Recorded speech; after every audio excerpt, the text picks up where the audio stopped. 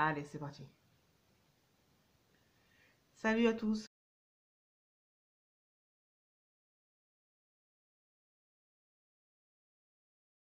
Salut à tous. Je vous fais cette petite vidéo express pour vous reparler une troisième fois de Rachel Kahn, puisque en ce moment elle fait l'actualité parce qu'elle porte plainte contre une militante antiraciste qui l'aurait traitée de négresse de maison. Dans son tweet, puisqu'elle a tweeté cette information, dans son tweet, elle ne dit pas contre qui elle porte plainte. Personnellement, je pense qu'elle parle de Rokhaya Diallo. Je pense qu'elle a porté plainte contre Rokhaya Diallo. Parce que Rokhaya Diallo a tweeté un message dans lequel il y avait une image de Banania. Vous savez, la marque de chocolat en poudre Banania avec le noir qui a fait polémique, l'image de l'homme noir.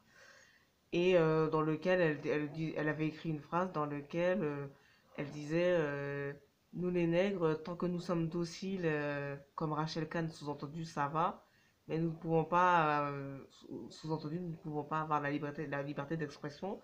Et Rachel Kahn est une bonne noire parce qu'elle se tait et elle donne le message attendu par les institutions françaises, etc. Donc je pense que c'est contre ce message, en l'occurrence, c'est à cause de ce message que Rachel Kahn porte plainte contre Rokhaya Diallo.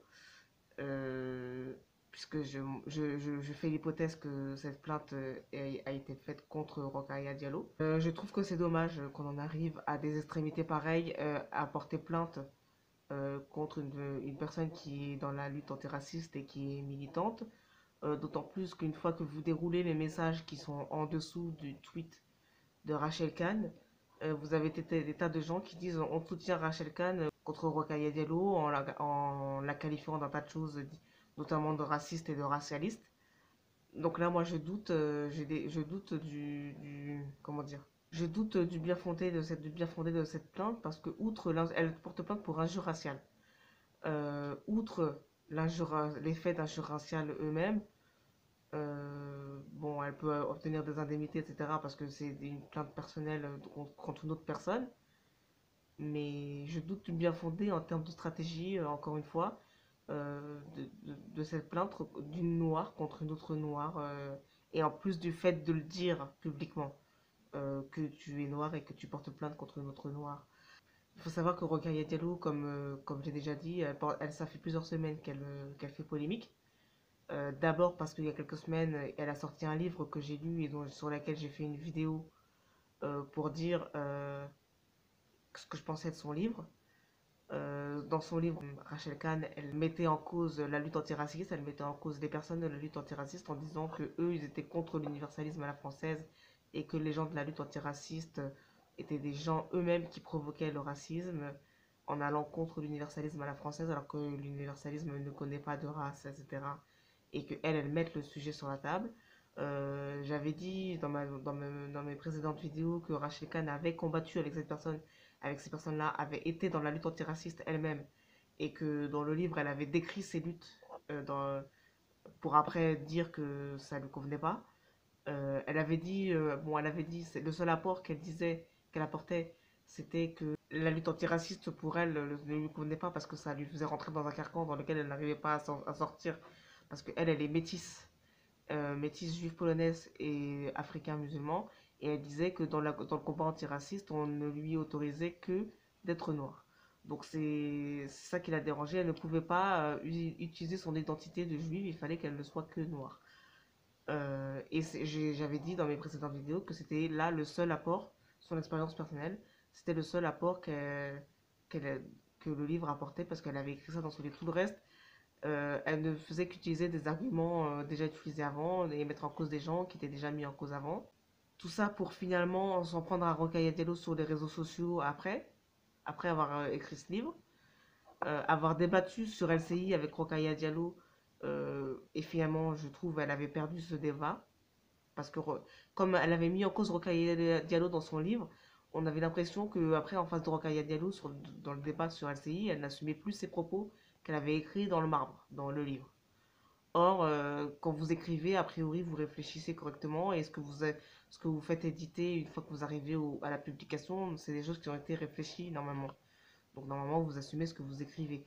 À l'oral, c'est déjà un peu plus facile de dire je me suis trompé, je corrige, etc. Mais quand c'est écrit dans un livre, là, a priori, vous avez réfléchi à ce que vous avez écrit. Et voilà. Et donc, là, pour l'instant, on est dans les conséquences du livre qu'elle a écrit.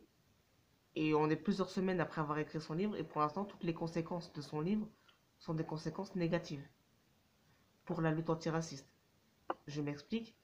Pour l'instant, elle a tapé sur des personnes qui représentent la lutte antiraciste dans les médias. Et ces personnes sont déjà largement mises en cause par la droite et par les médias de droite. Ces personnes sont déjà attaquées. Donc, elle s'en est pris à des gens qui font déjà l'objet d'attaques depuis plusieurs années. Donc, pour l'instant, elle a fait ça. Deuxièmement, son livre a été critiqué par les personnes qui sont militantes et il a été repris par les médias et par la droite et l'extrême droite, c'est-à-dire que maintenant elle sert d'instrument et de justification pour dire qu'il y a des bons noirs et des mauvais noirs. Ensuite, une association antiraciste, la LICRA, avait fait un tweet dans lequel il comparait Rachel Kahn en tant qu'antiraciste de l'année, il comparait Rachel Kahn à Rokhaya Diallo en tant que raciste de l'année, puisque racialiste et reprenant les thèses de la race, etc., parce que militante antiraciste. Rachel Kahn avait retweeté ce tweet-là de la LICRA. Donc ça veut dire qu'elle valide le fait qu'on la compare, elle, à une autre noire et qu'on lui dise qu'elle, elle est mieux que l'autre noire. Elle valide ça, cet argument. Donc elle a provoqué des réactions négatives de la part des gens de la lutte antiraciste. Et maintenant, elle porte plainte contre Rokhaya Diallo, qui s'en est pris à elle. Pour l'instant, on en est là des conséquences qu'ont eu le livre de Rachel Kahn.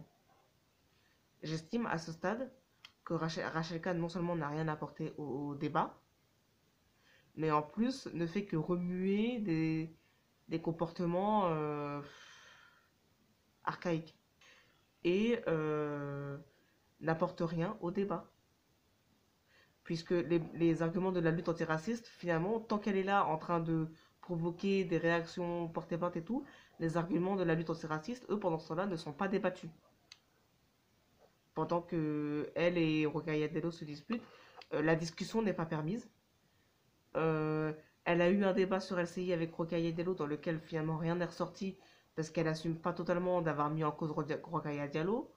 Elle reproche à Rokhaya Diallo et à toutes les autres personnes de la lutte antiraciste de se complaire dans la victimisation. Et Rokhaya Diallo lui a dit non, nous on dénonce et nous on veut pas rester dans dans ce statut de victime. On n'a jamais dit qu'on aimait être dans le statut de victime, on dit qu'on dénonce les discriminations. Et finalement, il y a eu après un débat sur le vocabulaire racisé, racialisé, le processus de racialisation. Et Rachel Kahn disait, mais vous ne prenez pas en compte le processus de racialisation historique. Rokhaya Diallo lui avait répondu que si, c'était justement ça l'objet de sa lutte. Et finalement, rien n'était sorti de ce débat-là sur LCI.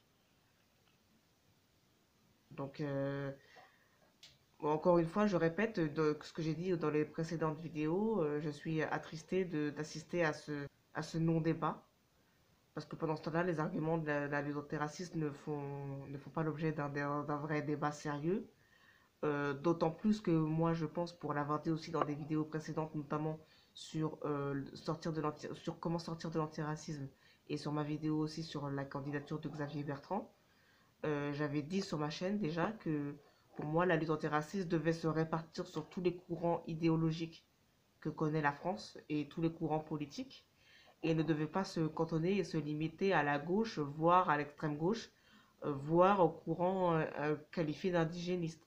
Pour moi, le combat antiraciste et la lutte antiraciste et les arguments utilisés par les militants de la lutte antiraciste doivent infuser dans toute la société et dans tous les courants politiques.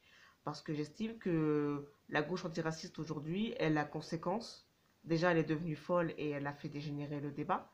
Mais surtout, elle est la conséquence d'une escroquerie mitterrandienne qui a lieu en 83 et qui a consisté à faire oublier la lutte en faveur des travailleurs et du droit du travail pour faire croire que le chômage de masse, que la gauche la lutte contre le chômage de masse à gauche consisterait à aller vers l'Europe et surtout à aller vers la défense des minorités.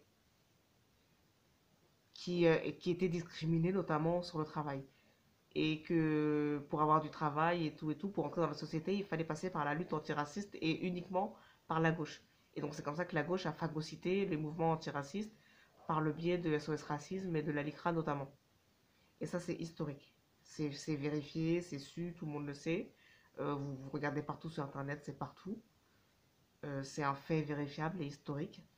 Donc là, on en est à un stade où le débat antiraciste, non seulement euh, est la continuation d'une escroquerie, mais en plus, par la voix de Rachel Kahn, pour l'instant, n'avance pas. Pour l'instant, n'avance pas parce que les arguments, là, on en est à se porter plainte les uns contre les autres et à se battre les uns contre les autres, et pendant ce temps-là, les arguments n'avancent pas.